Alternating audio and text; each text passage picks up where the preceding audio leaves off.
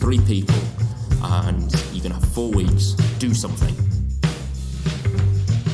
It started out of pure stubbornness, which is great. Without necessarily meaning to, I think we found this quite interesting niche. No, we did some stuff, and the fact that it's invisible means it worked. I think art is encoded knowledge and experience. At that time, we were really fascinated by the whole transmedia concept. That was it, not the time-travelling robot idea that we had. Right, let me start this episode with a statement. The technology industry needs to collaborate more with the arts. I'll just let that sit there for a second. But in the meantime, hello, I am Sam Fry and welcome to the Technique podcast. I co-host this show with my friend Richard Adams, but that's not all I do. By day, I work as a technology consultant, helping large companies design and deliver compelling digital products. I've found that no matter whether I'm working within government, for an industrial company, a telco, or with an automotive company, wherever, each of these organisations are being challenged to become more innovative.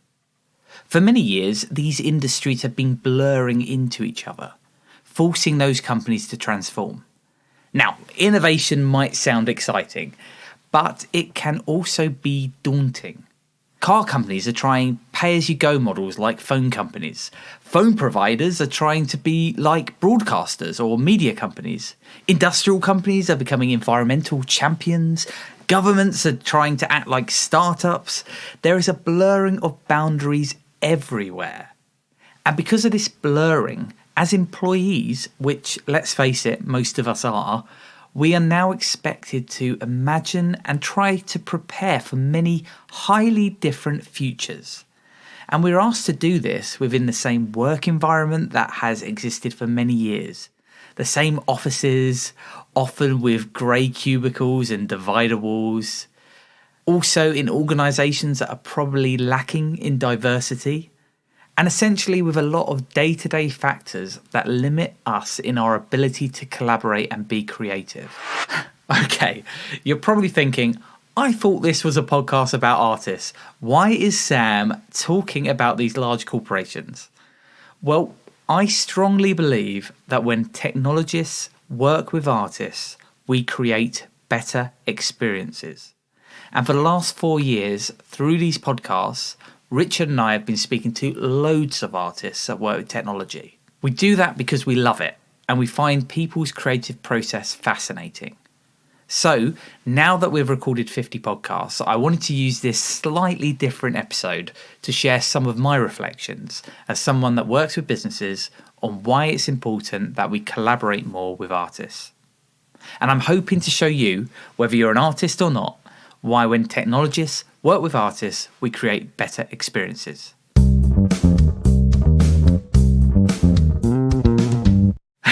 Okay, so first, let's imagine what would happen if a technology company embraced working with artists. Well, it's not unimaginable. Companies have worked this way in the past. Take Apple, for instance, during the time they were led by Steve Jobs. Now, you probably all know the story. Having co-founded Apple, Steve Jobs was forced out of the business in 1985. Roll on a few years and Jobs would later rejoin Apple in 1997 when they acquired Next, the company he founded in the meantime. You probably know this. But 2 years before he came back, in 1995, Steve Jobs gave an interview on a television series called Triumph of the Nerds. I'm going to play you a clip as I think it's a fascinating insight into the culture at Apple and how artists were key to this. Part of what made the Macintosh great was that the people working on it were musicians and poets and artists and zoologists and historians who also happened to be the best computer scientists in the world. Amazing, right? For Steve Jobs, working with artists was critical to his approach, and it was the same when he returned to Apple and became their CEO. In 2011, during one of his keynote speeches, he talked about the link between technology and the arts. Here is what he says. So, I've said this before, I thought it was worth repeating. It's in Apple's DNA that technology alone is not enough. That it's technology married with liberal arts, married with the humanities, that yields us the result that makes our hearts sing. For Steve Jobs, pairing technologists and artists together was the way to create truly compelling products and experiences. This is it. Apple are often held up as creative pioneers in the tech industry, so I'm sharing these clips as they demonstrate one of the main things I've learned over the last 4 years of creating these podcasts. By speaking to artists who work with technology about their practice, I've been asking myself, what would it be like if technology companies worked with them more? If technology companies, artists, philosophers, writers, historians, and creatives of all kinds worked collaboratively, imagine the potential of what they could create. Maybe they would build the next Apple, or maybe they could begin to resolve some of society's much bigger challenges. But then I think about what I experience day to day in companies across different industries. Unlike what Steve Jobs describes as the coming together of people from diverse backgrounds, many of these organisations hire people into their technology, strategy or marketing teams from a certain type of background with specific qualifications. Now, of course, I understand that this is useful. They need to make sure that they have the people with the appropriate skills or knowledge for their job. I get that. However, one of the outcomes of this is it is very easy for those organisations to be constrained in their thinking, which leads to them designing very similar products to one another or using the same patterns. You know how it is. We all copy the industry standard or the best in class that we can see. We don't necessarily challenge ourselves to play and experiment enough. So now let's think about what it could look like if an artist or someone from a completely different background was involved in this process. Imagine the different perspectives that they would bring when designing a product. This is something that really struck me in one of our early episodes of Technique, when Richard spoke to a fantastic magician named Stuart Nolan. Stuart started talking about the relationship between magic and software design, which I thought was brilliant. Here he is mentioning a paper by Bruce Tognazini. Tog was one of the first interface designers for Apple. And he wrote a paper called Magic and Software Design. And he said that he thought that no art was as similar to graphic interface design than magic. And he pointed out that when those first interfaces, those first visual interfaces were designed, they were referred to as the user illusion. And because we've forgotten that it's a trick, we keep breaking it in different ways. Whereas if you remember that what you're doing is a metaphor and you remember that it's a trick, you remember that it's an illusion, you can pay much more careful attention to some of the aspects that make an illusion powerful. This statement kind of blew my mind. Of course it is. A user interface, the computer screens or the phone screens we look at all day, it's all a trick. That's not a button on your screen, it's an illusion. And it's designed to trick you into thinking it works like a physical object. Now imagine how innovative and creative a product could be if you were creating it with magicians. Wow. Here's another reflection I've had while recording these podcasts. It's a trend that has become more and more prominent in the technology industry. It's the desire for certainty. Increasingly, companies are gathering more and more data and using artificial intelligence so they have more facts, more clarity, and fewer mistakes. Again, I'm not saying that facts, clarity, and fewer mistakes are necessarily a bad thing. Of course they're not. They're extremely useful in many ways, and in certain industries are vital, potentially saving lives. But sometimes mistakes are where good ideas come from, and embracing mistakes and failures helps you be more creative. Let's picture what it would be like if we did embrace those mistakes. An artist that spoke to us about this is Mario Klingerman.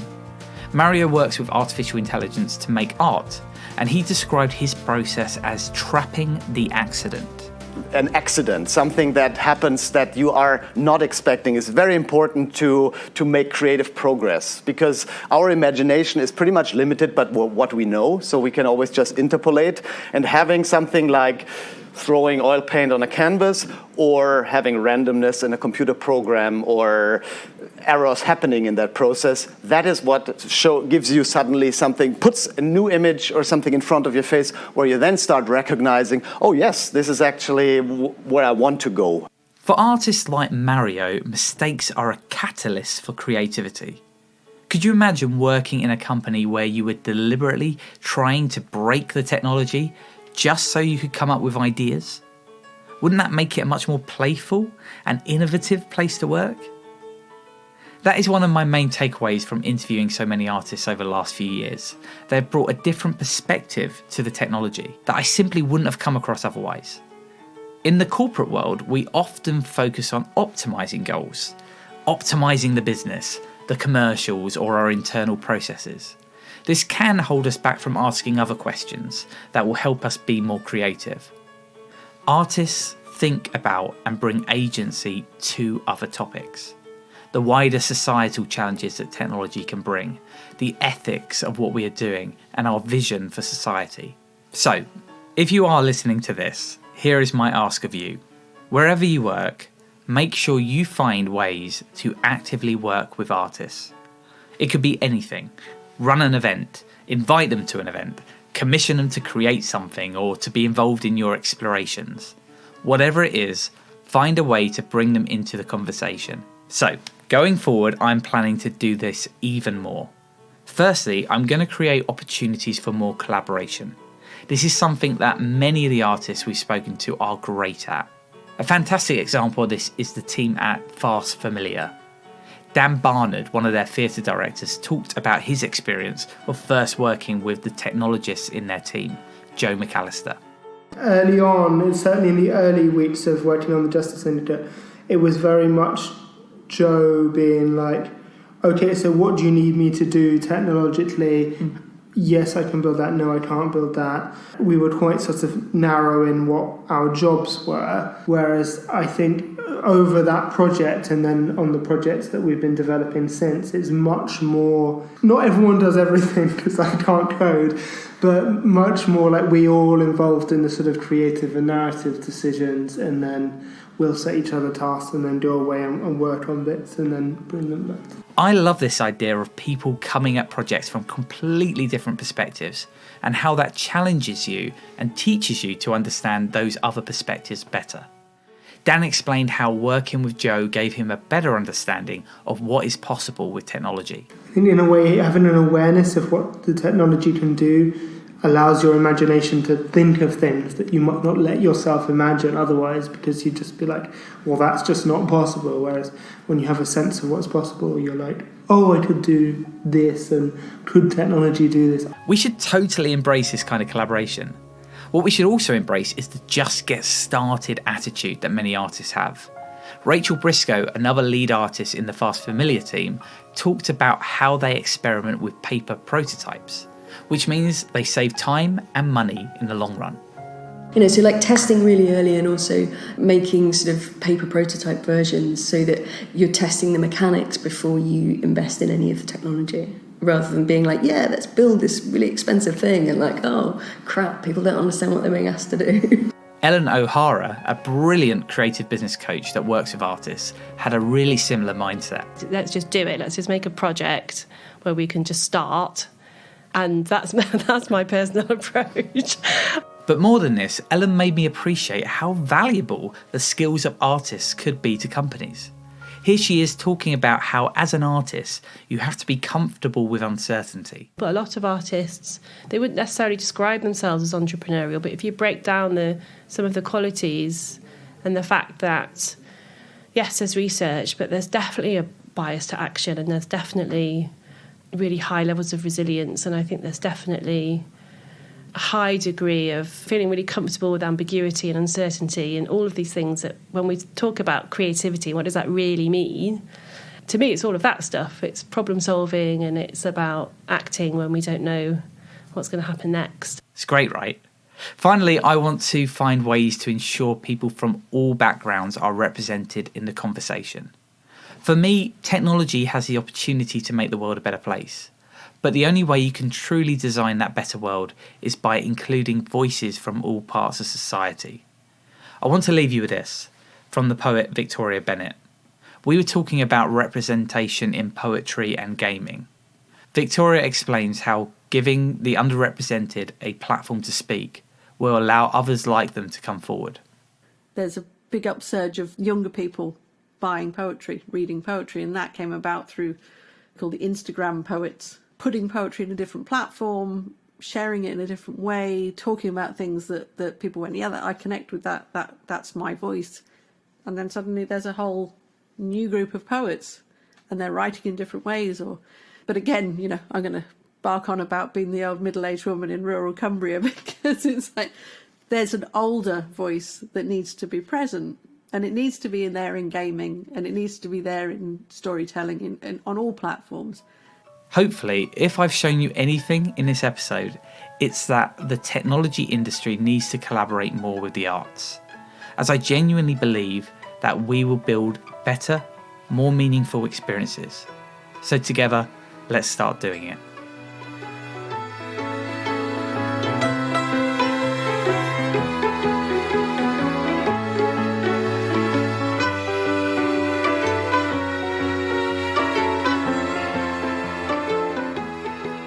Thank you for listening to this episode of the Technique Podcast. This was a little bit of a different format to usual, as I wanted to share some reflections now that we have reached the 50th episode. It would be great to hear what you thought of the style. You can get in touch with us in a couple of places. Firstly on Twitter, where we are Technique UK, and also on Instagram, where we are Technique Podcast. If you liked the episode, it would also be great if you can subscribe and give the podcast a 5-star rating. That really helps us in the podcast charts. We talked a little bit on this and on recent shows about the plan to mix up the types of episodes that we share. Most of them will still be one-to-one interviews with artists about technology, which is what we've always done. However, we are planning to do some more episodes a bit like this, where we share some wider thoughts about some specific topics. In particular, we are looking forward to releasing a fantastic mini-series on design thinking over the upcoming weeks, where we speak to a mixture of artists, academics and business professionals working around that subject. So please make sure that you listen to that. We've really worked hard on it and we think it's going to be super interesting. So until then, or whenever the next one comes out, I want to say thank you again for listening and take care of yourself. Goodbye.